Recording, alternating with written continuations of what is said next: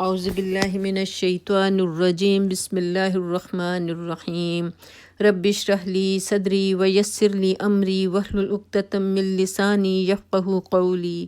السلام علیکم ورحمۃ اللہ وبرکاتہ۔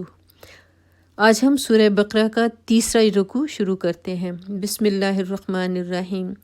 یا ایہا الناس اعبدوا ربکم الذی خلقکم والذین من قبلکم لعلکم تتقون۔ لوگو بندگی اختیار کرو اپنے اس رب کی جو تمہارا اور تم سے پہلے جو لوگ ہو گزرے ہیں ان سب کا خالق ہے۔ اگرچہ قرآن کی دعوت تمام انسانوں کے لیے عام ہے، مگر اس دعوت سے فائدہ اٹھانا یا نہ اٹھانا لوگوں کی اپنی آمادگی پر اور اس آمادگی کے مطابق اللہ کی توفیق پر منحصر ہے۔ لہٰذا پہلے انسانوں کے درمیان فرق کر کے واضح کر دیا گیا کہ کس قسم کے لوگ اس کتاب کی رہنمائی سے فائدہ اٹھا سکتے ہیں اور کس قسم کے نہیں اٹھا سکتے۔ اس کے بعد اب تمام نوع انسانی کے سامنے وہ اصل بات پیش کی جاتی ہے جس کی طرف بلانے کے لیے قرآن آیا ہے۔ الذی، تمہارے بچنے کی توقع اسی صورت میں ہو سکتی ہے، یعنی دنیا میں غلط بینی و غلط کاری سے اور آخرت میں خدا کے عذاب سے بچنے کی توقع۔ الذی جعل لکم الارض فراشا والسماء بناء وانزل من السماء ماء فاخرج به من الثمرات رزقا لکم فلا تجعلوا للہ اندادا وانتم تعلمون۔ وہی تو ہے جس نے تمہارے لیے زمین کا فرش بچھایا، آسمان کی چھت بنائی، اوپر سے پانی برسایا اور اس کے ذریعے سے ہر طرح کی پیداوار نکال کر تمہارے لیے رزق بہم پہنچایا۔ پس جب تم یہ جانتے ہو تو دوسروں کو اللہ کا مد مقابل نہ ٹھہراؤ، یعنی جب تم خود بھی اس بات کے قائل ہو اور تمہیں معلوم ہے کہ یہ سارے کام اللہ ہی کے ہیں، تو پھر تمہاری بندگی اسی کے لیے خالص ہونی چاہیے۔ دوسرا کون اس کا حقدار ہو سکتا ہے کہ تم اس کی بندگی بجا لو؟ دوسروں کو اللہ کا مد مقابل ٹھہرانے سے مراد یہ ہے کہ بندگی یا عبادت کی مختلف اقسام میں سے کسی قسم کا رویہ خدا کے سوا دوسروں کے ساتھ برتا جائے۔ آگے چل کر خود قرآن ہی سے تفصیل کے ساتھ معلوم ہو جائے گا کہ عبادت کی وہ اقسام کون کون سی ہیں جنہیں صرف اللہ کے لیے مخصوص ہونا چاہیے اور جن میں دوسروں کو شریک ٹھہرانا وہ شرک ہے جسے روکنے کے لیے قرآن آیا ہے۔ وَإِن كُنتُم فِي رَيْبٍ مِّمَّا نَزَّلْنَا عَلَىٰ عَبْدِنَا فَأْتُوا بِسُورَةٍ مِّن مِّثْلِهِ، اور اگر تمہیں اس امر میں شک ہے کہ یہ کتاب جو ہم نے اپنے بندے پر اتاری ہے یہ ہماری ہے یا نہیں، تو اس کی مانند ایک ہی صورت بنا لاؤ۔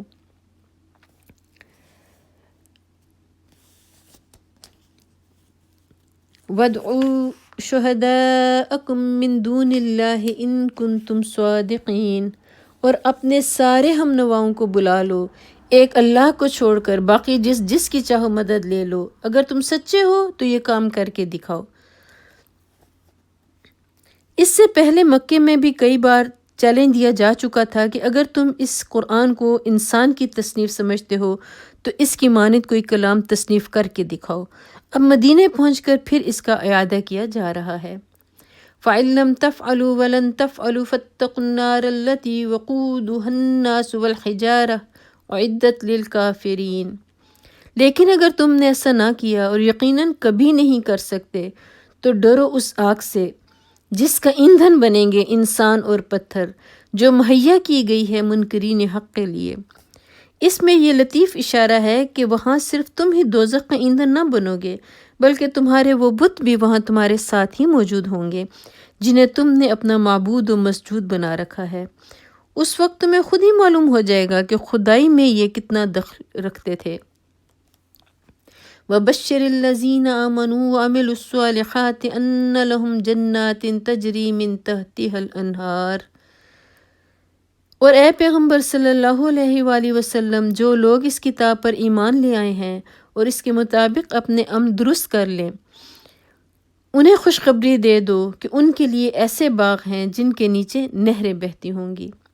كُلَّمَا رُزِقُوا مِنْهَا مِنْ ثَمَرَةٍ رِزْقًا قَالُوا هَٰذَا الَّذِي رُزِقْنَا مِن قَبْلُ وَأْتُوا بِهِ مُتَشَابِهًا، ان باغوں کے پھل صورت میں دنیا کے پھلوں سے ملتے جلتے ہوں گے جب کوئی پھل انہیں کھانے کو دیا جائے گا تو وہ کہیں گے ایسے ہی پھل اس سے پہلے دنیا میں ہم کو دیے جاتے تھے، یعنی نرالے اور اجنبی پھل نہ ہوں گے جن سے وہ نامانوس ہوں، شکل میں انہی پھلوں سے ملتے جلتے ہوں گے جن سے وہ دنیا میں آشنا تھے، البتہ لذت میں وہ ان سے بدرجہ زیادہ بڑے ہوئے ہوں گے۔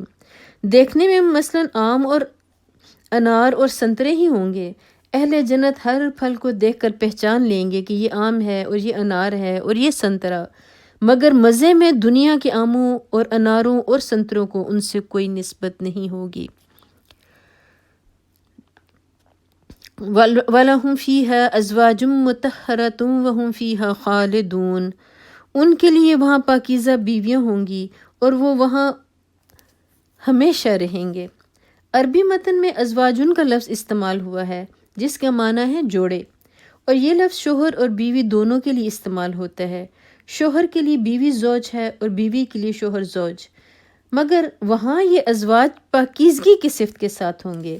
اگر دنیا میں کوئی مرد نیک ہے اور اس کی بیوی نیک نہیں ہے تو آخرت میں ان کا رشتہ کٹ جائے گا اور اس نیک مرد کو کوئی دوسری نیک بیوی دے دی جائے گی۔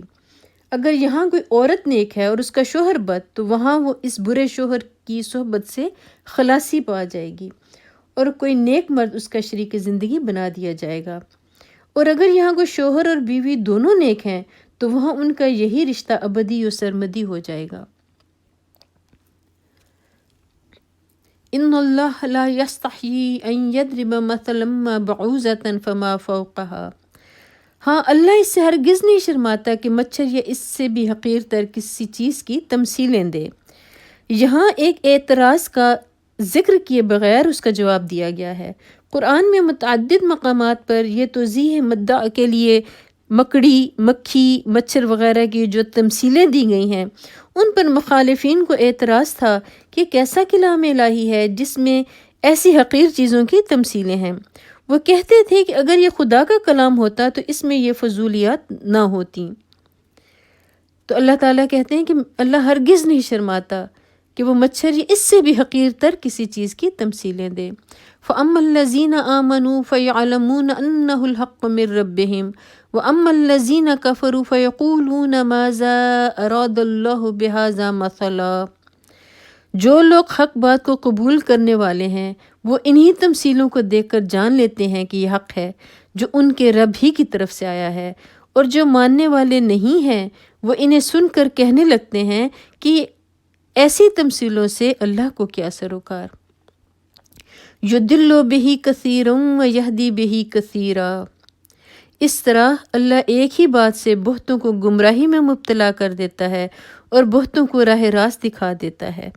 یعنی جو لوگ بات کو سمجھنا نہیں چاہتے، حقیقت کی جستجو ہی نہیں رکھتے، ان کی نگاہیں تو بس ظاہری الفاظ میں اٹک کر رہ جاتی ہیں اور وہ ان چیزوں سے الٹے نتائج نکال کر حق سے اور زیادہ دور چلے جاتے ہیں، برعکس اس کے جو خود حقیقت کے طالب ہیں اور صحیح بصیرت رکھتے ہیں، ان کو انہی باتوں میں حکمت کے جوہر نظر آتے ہیں اور ان کا دل گواہی دیتا ہے کہ ایسی حکیمانہ باتیں اللہ ہی کی طرف سے ہو سکتی ہیں۔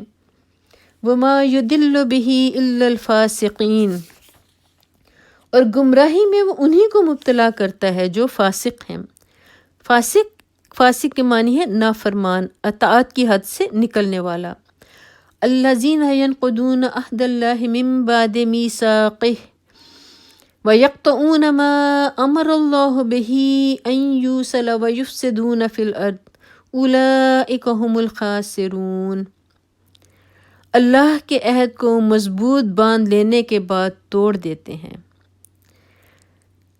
بادشاہ اپنے ملازموں اور رعایا کے نام جو فرمان یا ہدایت جاری کرتا ہے ان کو عربی محاورے میں عہد سے تعبیر کیا جاتا ہے، کیونکہ ان کی تعمیل رعایا پر واجب ہوتی ہے۔ یہاں عہد کا لفظ اسی معنی میں استعمال ہوا ہے۔ اللہ کے عہد سے مراد اس کا وہ مستقل فرمان ہے جس کی روح سے تمام نوع انسانی صرف اسی کی بندگی، اطاعت اور پرستش کرنے پر مامور ہے۔ مضبوط باندھ لینے کے بعد سے اشارہ اس طرف ہے کہ آدم علیہ السلام کی تخلیق کے وقت تمام نوع انسانی سے اس فرمان کی پابندی کا اقرار لے لیا گیا تھا۔ اللہ نے جسے جوڑنے کا حکم دیا ہے اسے کاٹتے ہیں، یعنی جن روابط کے قیام اور استحکام پر انسان کی اجتماعی و انفرادی فلاح کا انحصار ہے اور جنہیں درست رکھنے کا اللہ نے حکم دیا ہے، ان پر یہ لوگ تیشہ چلاتے ہیں۔ اس مختصر سے جملے میں اس قدر وسعت ہے کہ انسانی تمدن و اخلاق کی پوری دنیا پر جو دو آدمیوں کے تعلق سے لے کر عالمگیر بین الاقوامی تعلقات تک پھیلی ہوئی ہے، صرف یہی ایک جملہ حاوی ہو جاتا ہے۔ روابط کو کاٹنے سے مراد محض تعلقات انسانی کا انقطاع ہی نہیں ہے، بلکہ تعلقات کی صحیح اور جائز صورتوں کے سوا جو صورتیں بھی اختیار کی جائیں گی وہ سب اسی ذیل میں آ جائیں گی، کیونکہ ناجائز اور غلط روابط کا انجام وہی ہے جو قطع روابط کا ہے، یعنی بین الانسانی معاملات کی خرابی اور نظام اخلاق و تمدن کی بربادی۔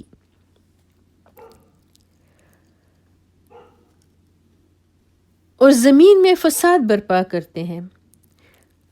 ان تین جملوں میں فسق اور فاسق کی مکمل تعریف بیان کر دی گئی ہے۔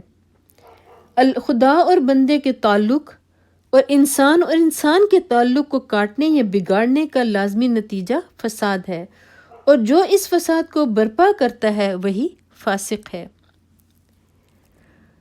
اولئک ھم الخاسرون، حقیقت میں یہی لوگ نقصان اٹھانے والے ہیں۔ کیف تکفرون باللہ وکنتم امواتا واحیاکم ثم یمیتکم ثم یحییکم ثم الیہ ترجعون۔ تم اللہ کے ساتھ کفر کا رویہ کیسے اختیار کرتے ہو، حالانکہ تم بے جان تھے، اس نے تم کو زندگی عطا کی، پھر وہی تمہاری جان سلب کرے گا، پھر وہی تمہیں دوبارہ زندگی عطا کرے گا، پھر اسی کی طرف تمہیں پلٹ کر جانا ہے۔ هو الذی خلق لکم ما فی الارض جمیعا ثم استوى الى السماء فسواہن 7 سماوات وهو بكل شیء علیم۔ وہی تو ہے جس نے تمہارے لیے زمین کی ساری چیزیں پیدا کی، پھر اوپر کی طرف توجہ فرمائی اور 7 آسمان استوار کیے۔ 7 آسمانوں کی حقیقت کیا ہے، اس کا تعین مشکل ہے۔ انسان ہر زمانے میں آسمان یا بالفاظ دیگر ماورائے زمین کے متعلق اپنے مشاہدات یا قیاسات کے مطابق مختلف تصورات قائم کرتا رہا ہے جو برابر بدلتے رہے ہیں، لہٰذا ان میں سے کسی تصور کو بنیاد قرار دے کر قرآن کے ان الفاظ کا مفہوم متعین کرنا صحیح نہ ہوگا۔ بس اتنا سمجھ لینا چاہیے کہ یا تو اس سے مراد یہ ہے کہ زمین سے ماورا جس قدر کائنات ہے اسے اللہ نے 7 محکم طبقوں میں تقسیم کر رکھا ہے، یا یہ کہ زمین اس کائنات کے جس حلقے میں واقع ہے وہ 7 طبقوں پر مشتمل ہے، اور وہ ہر چیز کا علم رکھنے والا ہے۔ اس فقرے میں 2 اہم حقیقتوں پر متنبہ فرمایا گیا ہے۔ ایک یہ کہ تم اس خدا کے مقابلے میں کفر و بغاوت کا رویہ اختیار کرنے کی جرت کیسے کرتے ہو، تمہاری تمام حرکات سے باخبر ہے، جو تمہاری تمام حرکات سے باخبر ہے، جس سے تمہاری کوئی حرکت چھپی نہیں رہ سکتی۔ دوسرے یہ کہ جو خدا تمام حقائق کا علم رکھتا ہے، جو در حقیقت علم کا سرچشمہ ہے، اس سے منہ موڑ کر بجز اس کے کہ تم جہالت کی تاریکیوں میں بھٹکو اور کیا نتیجہ نکل سکتا ہے، جب اس کے سوا علم کا کوئی اور منبع ہی نہیں ہے، جب اس کے سوا اور کہیں سے وہ روشنی نہیں مل سکتی جس میں تم اپنی زندگی کا راستہ صاف دیکھ سکو، تو آخر اس سے روگردانی کرنے میں کیا فائدہ تم نے دیکھا ہے۔ یہاں ہمارا تیسرا رکوع ختم ہو جاتا ہے۔ اللہ تعالیٰ سے دعا ہے کہ ہم نے جو اس میں پڑھا ہے، جو سنا ہے، اس پر ہمیں عمل کرنے کی توفیق عطا فرمائے، اور اگر مجھ سے پڑھنے میں کوئی غلطی ہو گئی ہے تو اللہ تعالیٰ مجھے معاف فرمائے۔ وآخر دعوانا ان الحمد للہ رب العالمین۔